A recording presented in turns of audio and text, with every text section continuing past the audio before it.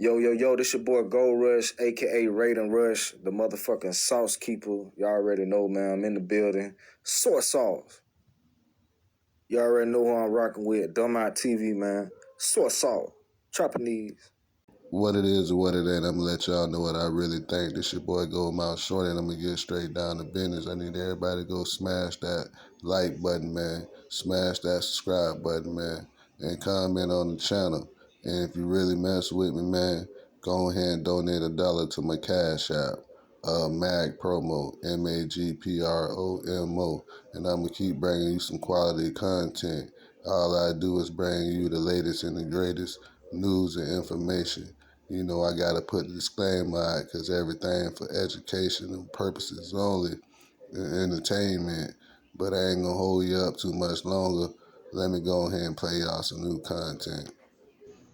I think that's how it works. Uncle Luke, the living legend, the icon. What's going on, Craig? How you feeling, man? I'm here, man. You know, Luke, man, I've been 20 years in Miami, never had one argument with somebody, right? And so when they wake me up, I'm sleeping, I'm in my mother's house, I'm here in Miami. And you know how people get to talking, and then I'm like, this is impossible. And so what I can say is, Luke, like I told you, Luke discovered Miami. Luke is an icon, living legend. He created the sound of Miami. He put everybody on. Now, what I was explaining, right, was maybe even Trick Daddy don't know. I came down to Miami when it was Super Bowl. Trick Daddy was playing all over the Calmar, all over the parties. I went back up to New York. I sat down in the office with Craig Kalman, who's still the boss of Atlantic. I don't fuck with him no more. But I took the demo of Trick Daddy. I put it on his desk. I said, you need to sign this guy. He's the next guy. Now, I know you discovered Trick. I know you discovered Pitbull. I never said I discovered them. Luke, I took his demo out of love for hip-hop, and Craig Kalman calls me 2 days later and tells me, I signed the guy Trick from Miami. Cool. That's what I'm elaborating to. When it comes to Pitbull, I know you discovered Pitbull from day one. I didn't say I discovered Pitbull. What I said was, when I was in New York, I was fucked up. I was on the run. I came to Miami. My brother Robert Fernandez, Robbie Rob, who still works with Pitt to this day, let me stay in this house for 6 months. Nobody else has done that for me.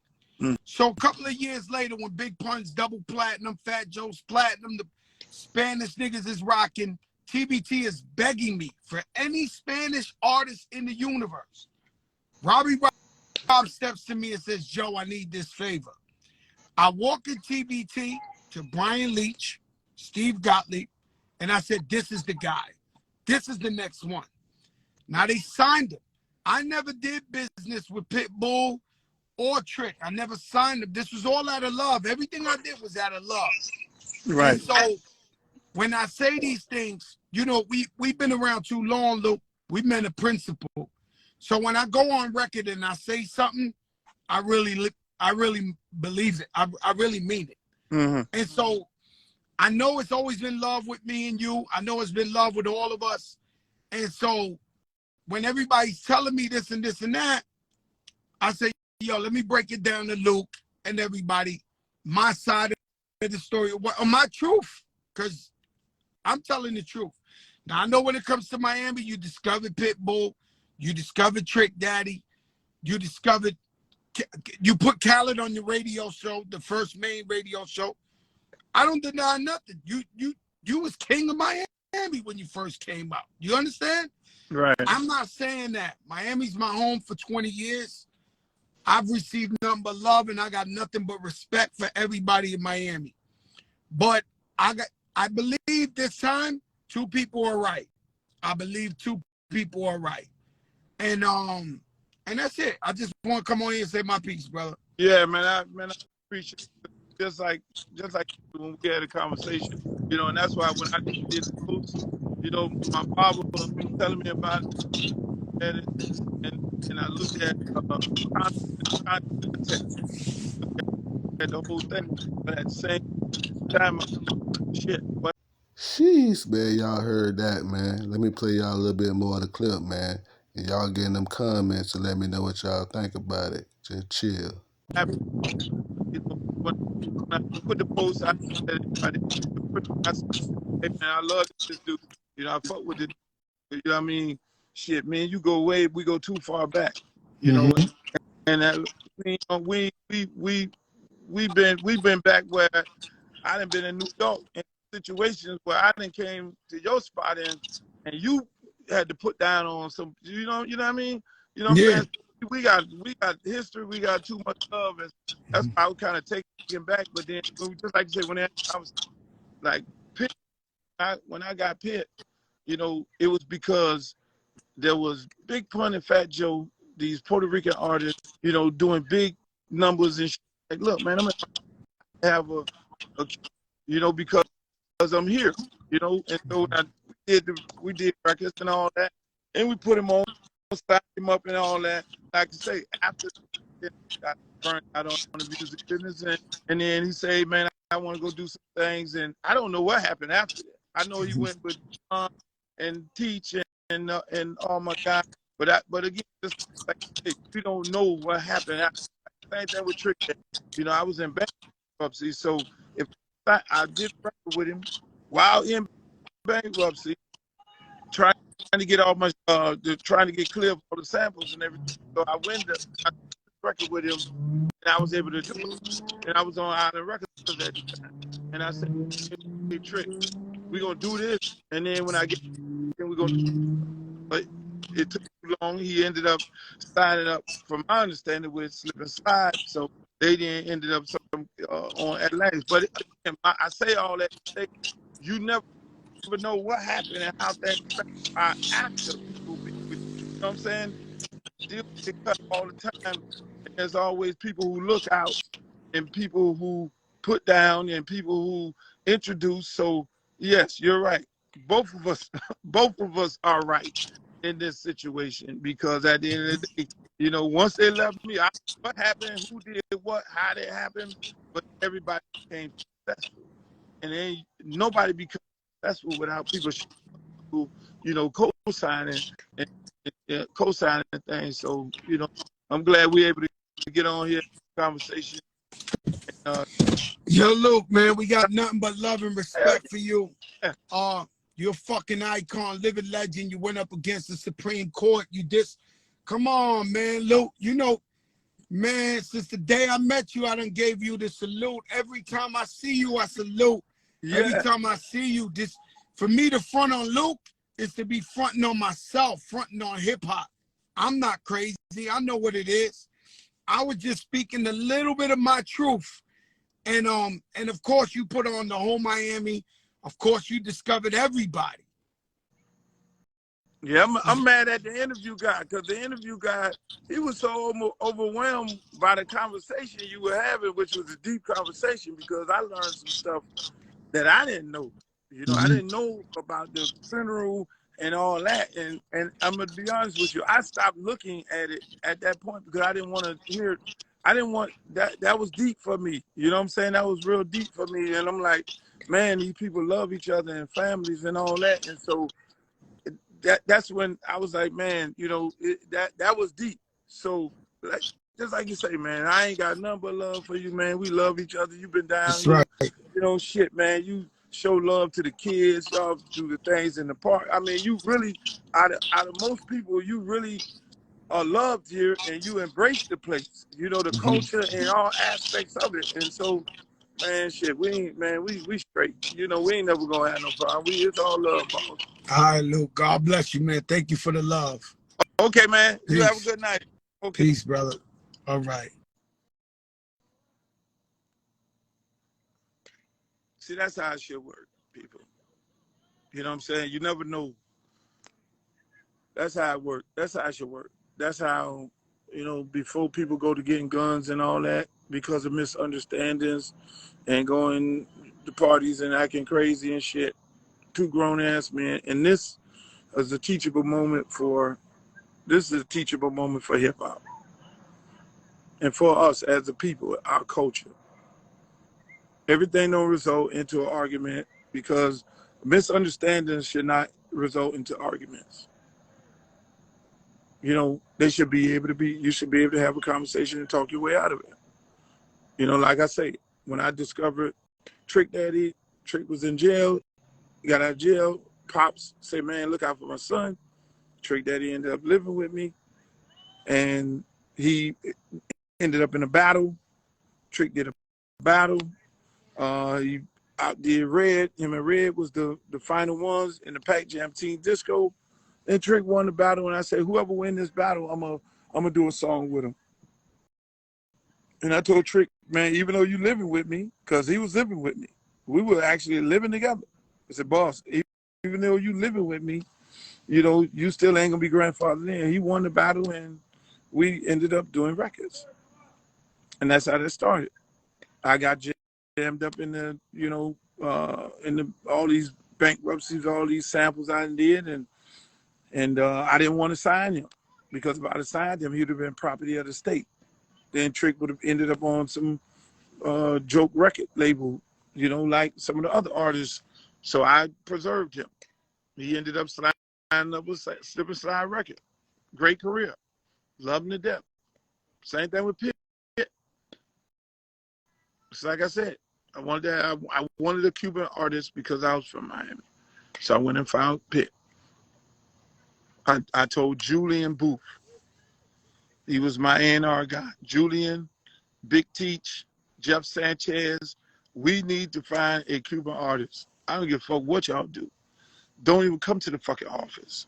Go find me a goddamn Cuban artist because I will not be complete in Miami unless I have a Cuban artist. Them dudes got Big Pun and Fat Joe out of New York. We gotta compete. And they went and found him. Did a record. The first record we did was with Lil Zane. Little Zane. Lil Zane Hot as Fish Grease. Took the record to all these radio stations. I took the record to Power 96. They turned it down. First time Pitbull record got played on was 99 Jams. That's facts.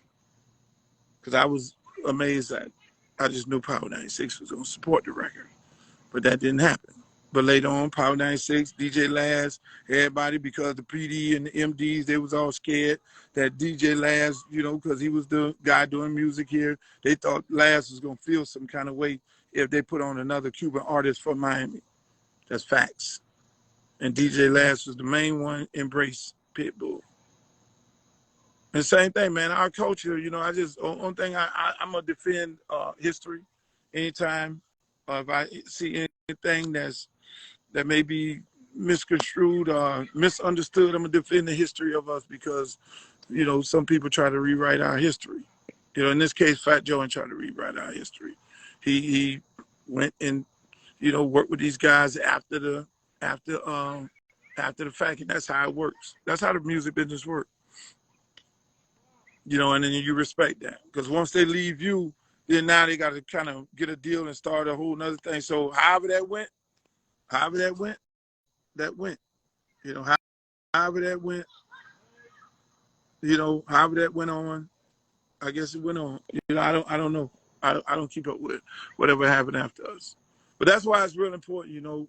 I know people keep hitting me talking about, hey man, you need to do the movie and you need to do the docuseries and all that. Yeah, all that stuff is in the work, which should clear up a whole lot of things so people can have a clear understanding as to where we came from here in Miami. We came from the Betty Wrights and the TKs and all this shit, man.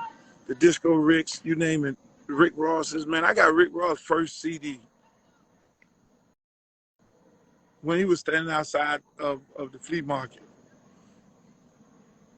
I got it in my house. I got his first CD.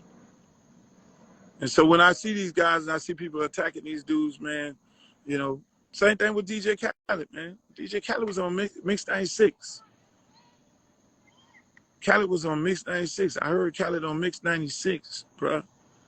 And I said, look, man, I like what I'm hearing. And I went over there to the Rickenbacker Causeway, the club over there, where Butter Fuco and all them, and Butter had Mix 96 and and all these guys over there, George Dukes and shit, and Khaled was spinning there, and I liked that dude. And I told Cedric Hollywood, because he moved down from Orlando, hey, look, man, you got to do a mix show on 99 Jams. They never had a mix show. And he said, well, you do it. So I got Soul Syndicate, Papa Key, DJ Irie,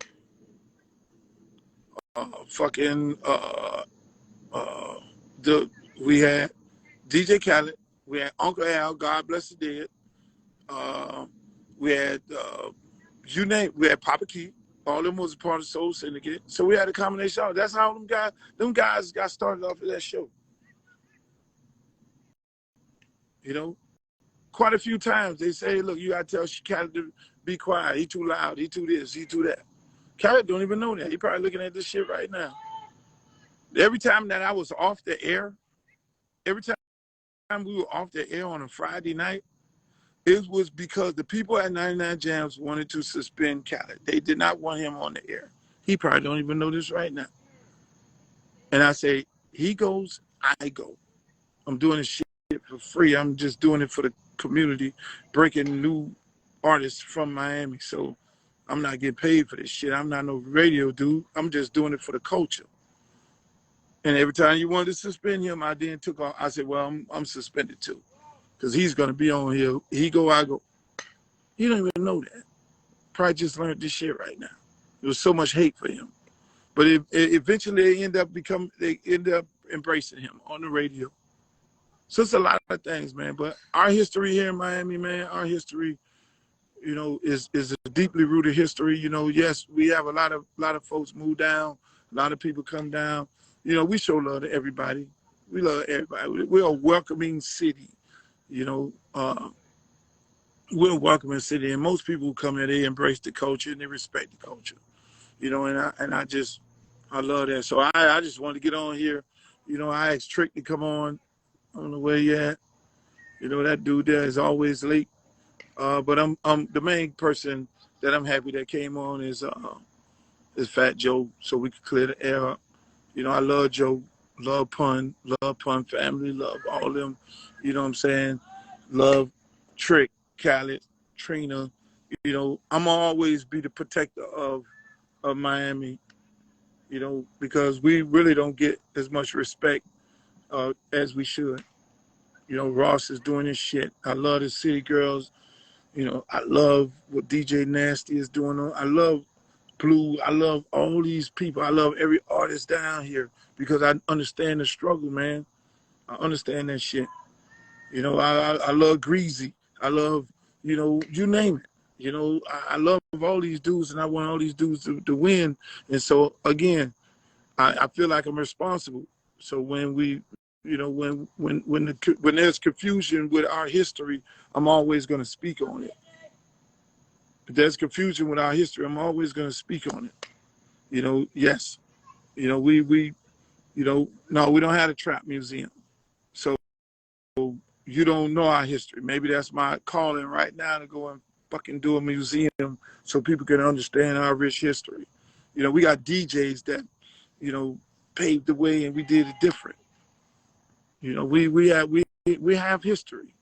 You know, people always say, you know, and it just don't start with me. It's the DJ Epps of the world. These guys paved the way. You know, Uncle Al, Freestyle Steve, Sugar Hill, Ghetto Style, you know, Tiny Head, SMDJ, all them dudes paved. We got history in this motherfucker. Betty Wrights and Trina's on 15th Avenue and all that. Just do your history, people. No matter where you at, you know, no different than Memphis, they got history, and respect the history of other areas and other places. I go to LA, first person I call is Snoop. Even though I had an issue, we had pressure with Snoop and them. We had pressure with Suge Knight and all of them, but we were able to do what we just did tonight, was get on the thing and have a conversation. Man, I went to fucking me and Trick Daddy, first time he ever left Miami on a plane. It was me, Trick Daddy, and Shane, Musa D. Got on an airplane, went to Vegas, went to Suge Club, and sat down with him and Pac, and we talked about it and ended up doing an interview to let people know that the same thing we did right here tonight is all love. That's what type of dude I own, you know. So the same thing, no different. Big and Pac going through shit.